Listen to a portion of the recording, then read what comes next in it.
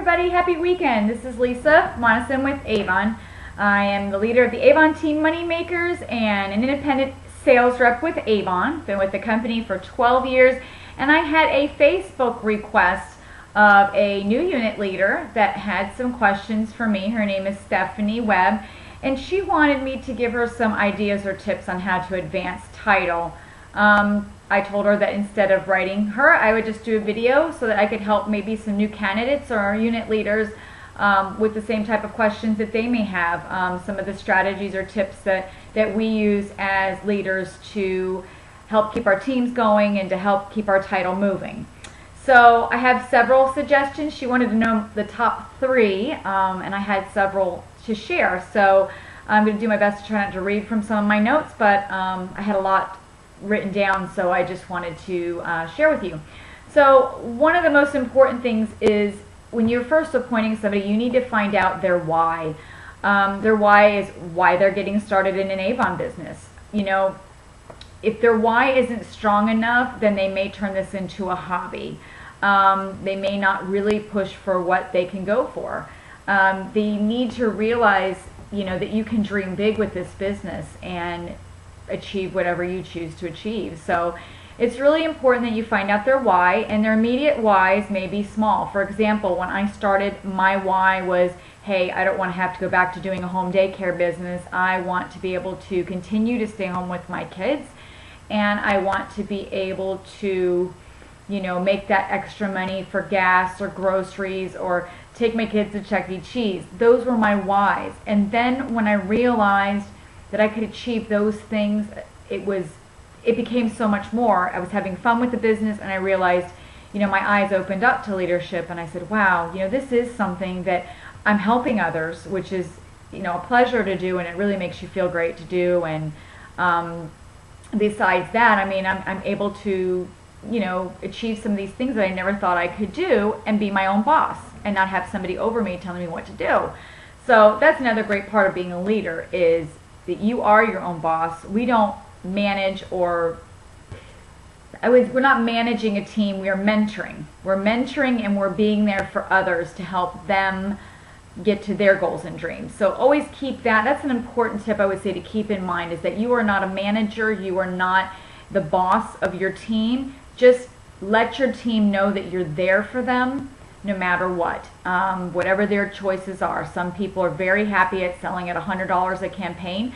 Some people, you know, want leadership. Some people don't. You need to listen to what your representatives are telling you, and then help them as their mentor and your team partner and their biggest cheerleader as to what they're looking for. So find out their why, and then help them with their goals. The next thing is, you know, it's really important that you do not rely on your lead share system if you have lead share. It's a great additional tool, but if you are not learning the skills of prospecting on your own, then, you know, we never know how long lead share is going to be around. Avon can take that from us. So you need to learn the skills on how to be out there prospecting and incorporating that into what you already do every day. So if you are learning those skills, it comes so easy. Doing this for 12 years, you learn to incorporate these things into regular daily conversations with people. Just segueing it right into your Avon business and sharing. So helping others, always share with everyone, always get a contact name and a phone number of who you've spoken with. Remember, if you don't ask, the answer is always no. That's one of my favorite quotes. If you're not asking, the answer is no. If you are sitting next to somebody and you're having, you know, a piece of gum or something, and, you know, you take it out right in front of them, it would be kind of rude to not say to them, would you like a stick also? The worst they're going to say is, you know, no thank you, I'm not interested. But same thing with your business. If you don't pull out a book and say, hey, by the way, I sell Avon, would you be interested in a brochure? I would love to share it with you. Or sharing your opportunity using, oh, by the way, I sell Avon, and we are always looking for people in this area that might be interested in making some extra money. Or one of my other ones that I like to say is, do you know someone that could use an extra $300 to $500 or more a month, part-time or full-time income? And that also will segue into conversations when you don't put it as towards them, when you do it as, I'm looking for people, not necessarily them. So that will segue you. So that's important, is that you've got to keep your leads flowing. You cannot rely just on what Avon is giving you to be successful. You must find your own personal leads on your own and learn that skill. So that's a very important tip. Another thing is advertising. You know, with the internet and everything that's out there, you need to utilize social media, YouTube, you know, flyers, anything that you can get out in your area. If you don't like to do videos, or, I mean, want to do anything social that way, just know that it's there. But, you know, get out there in your community and making sure that you're getting flyers out and informational to people. Make sure all your books have a recruiting sticker on there, a informational flyer in the books or in your order bags. Every time you do that, you just never know. You may have given that same flyer to the same person 5 times, and a year later, you know, you put it in there again, and they finally say to you, you know, I keep seeing these and I've decided, you know, it just wasn't the right time for me before, but it's the right time for me now. So make sure you don't ever stop putting those flyers in the orders or some sort of material, because you never know when it's the right time for somebody. Always work with all of your team. Don't just work with your first generation. Our first generation, of course, is, you know, your responsibility as a leader. These are the people that you have personally appointed. These are the people that you need to be, you know, doing more one-on-one training. But if you get somebody from your second or third generation calling you, by all means, of course, work with them. They should be, of course, contacting, you know, their direct upline initially for assistance. But when I send out an email, it is to my entire unit. And if another leader, you know, if they call me and maybe they just didn't get an email from the other leader or something, and they happen to see something in my email and they just want some extra help, by all means, I'm going to work with them. That helps everybody involved. Of course, you do teach your leaders that, you know, you really need to work with your first generation, but as all of us in leadership know, that some leaders, you know, choose not to continue, and those people may end up rolling up to you anyway. So build a relationship with your entire downline. You never know what's going to happen into somebody's business, and if you are keeping all lines of communication open with everyone, then everybody benefits. Everybody. Because if one of your leaders, I mean, what if they get really sick or something, and you have built that relationship, they know that they can come to you as well. So work with everyone. And also, I think it's really important that, let's see, I have a note here, that it's not about sign-ups. When you're building these relationships, I cannot stand when people say sign up.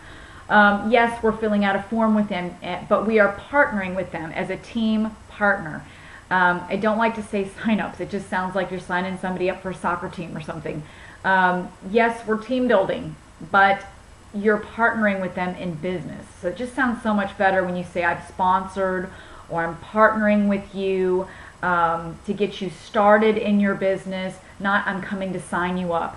It sounds like a club or something. It doesn't sound like a business. So I like to change that verbiage a little bit.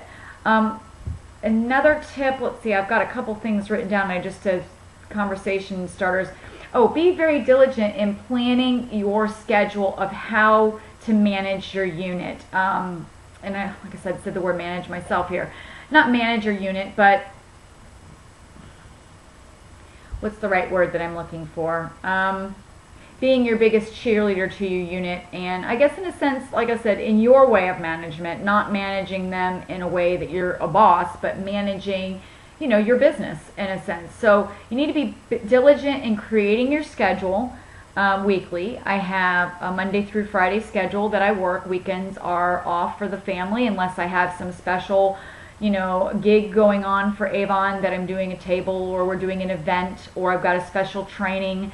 Those type of things, you know, or if somebody does work full-time and needs a Saturday appointment, I'll fill it in. But I try to keep weekends to the family, and I think it's really important that you plan a schedule so that you can stay on track of what your team needs. So after you've done that first appointment, that 24-hour, which we like to call the 24-hour follow-up instead of the 48, I immediately put that on a schedule in the computer so that I am reminded to do that.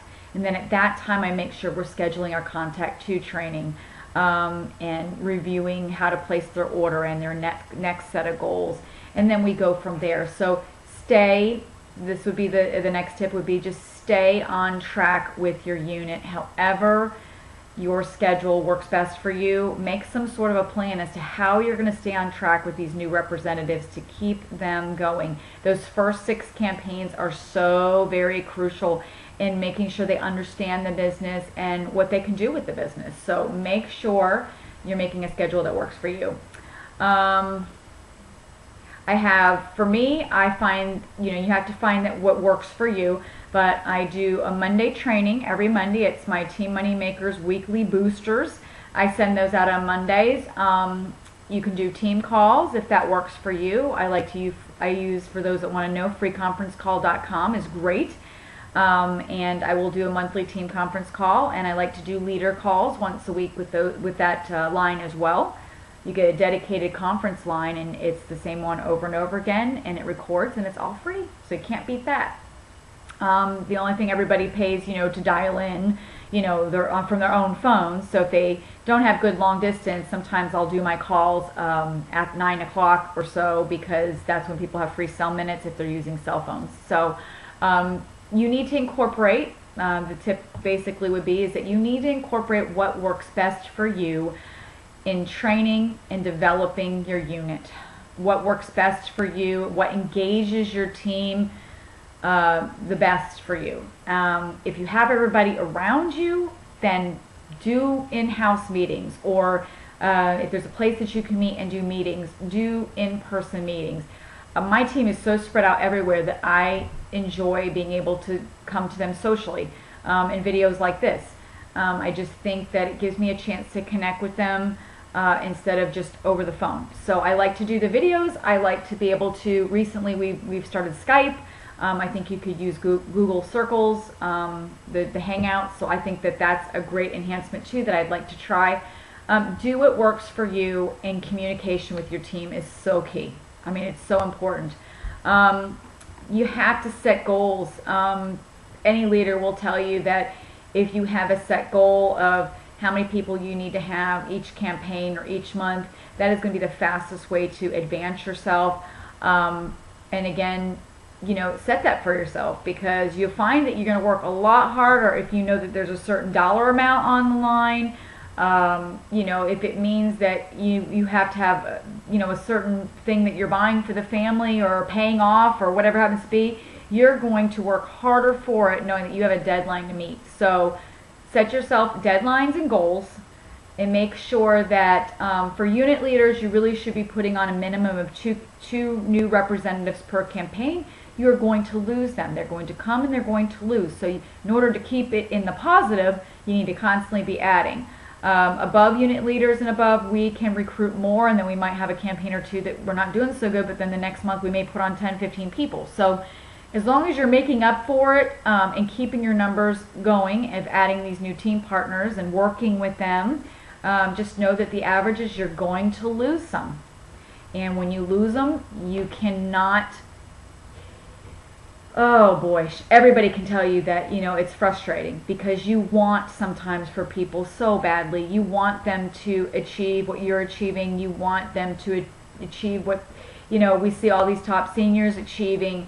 And, when they've come to your home and you've met with them and they've told you that, they want to be able to stay home with their kids, or they can't stand their day job and they just want to be able to, not have to do that anymore and work from home, and you want this for them. The problem is that they have to want it more. And I've seen it over and over and over again, where I want it badly for them, and I see that they have the talent, they can do it, but they don't want it as bad as I do. So I can't do it for them. You can't do it for them. So my suggestion with that is you just have to say next, and you have to move forward and concentrate your efforts on the ones that will, and let go of the ones that don't, because that will eat up so much of your time and energy.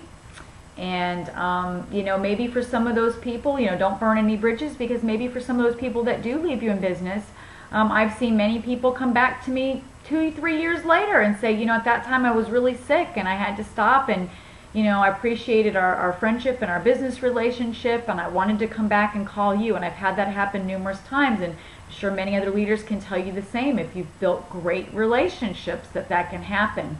But again, when things happen and people leave and people quit, and it's frustrating and it's upsetting, but you just have to say next, and you have to move forward with your personal goals as well. So don't let that get you down. That is one of my biggest things, is never stop.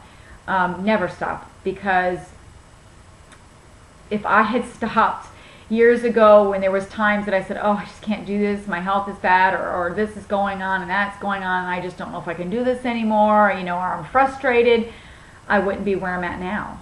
And I know that there's so many leaders out there that can tell you that. So just like Journey's song, don't stop believing, keep on moving forward, don't give up, and keep these, your goals in the forefront always as to where you're going with the business, because you may be putting in more time now and really dedicating yourself to this. But look at it this way. Do you really think some people will work 20 years in a job, 20, 30 years in a regular day job, only to retire now? With the way retirement is, they may not have any retirement. I know that if I put 20 years into Avon, let's just say I put 20 years in Avon, I'm in it at 12 now. But let's say I put a good 20 years in, and I build a business that's great, and it's going on the way up. And anybody that's a senior can tell you that the income at that level, you don't need. I mean, mine's replaced now my, like I said, I've never had to go back and get a job, but it would replace a full-time income for a lot of people. So knowing that, and knowing that I can keep moving this salary forward, is very exciting. It opens your eyes to say, my gosh, I could retire my husband, and that's my goal. So keep your goals on the forefront. Know where you want to be. Don't stop at just unit leader. Don't say, oh, I'm just satisfied with being a unit leader. Don't make yourself a career unit leader. Say, you know what? No, I'm going to the top. I'm going to be a senior executive unit leader. And claim that. Claim that you are going to be a senior executive unit leader, and do not stop until you get there. So I hope those tips were helpful. I hope it motivated you. Hopefully I didn't leave anything out, but to reiterate, goal setting, definitely don't stop. Work with your team, build relationships, keep a schedule. Learn the art of prospecting and your skills. Don't rely on the lead share, and develop your team. And the biggest thing, never stop. Never ever stop. You guys have a great day. I hope this was helpful, and I hope to see all of you on one of these senior trips someday with me. I'm going to Hawaii, and I want to see you there with me. So don't stop believing. Keep on going. Have a great day.